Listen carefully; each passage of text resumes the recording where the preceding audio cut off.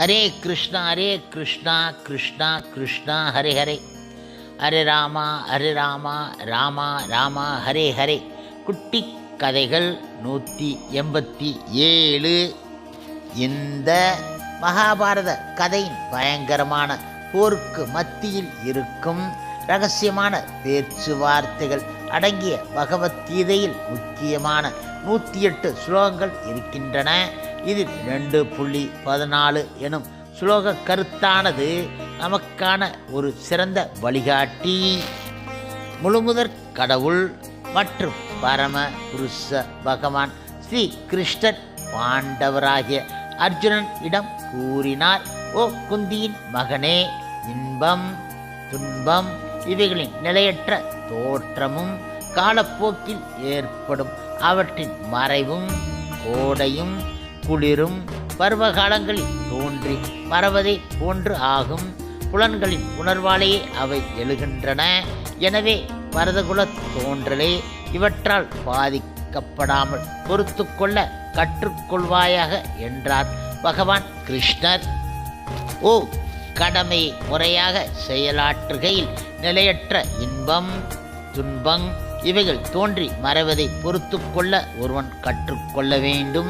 வேத நியதிகளின்படி ஒருவன் மார்கழி மாதம் தை மாதத்திலும் அதிகாலையில் நீராடுதல் அவசியம். அந்த சமயத்தில் குளிர் அதிகமாக இருக்கும் போதிலும் மதம் நியமங்களை கடைப்பிடிப்பவன் குளிப்பதற்கு தயங்குவது கிடையாது.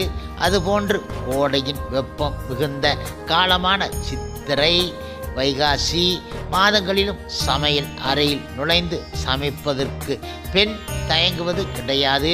பருவகால அசௌரியங்களுக்கு இடையிலும் தனது கடமையை ஒருவன் செய்து ஆக வேண்டும்.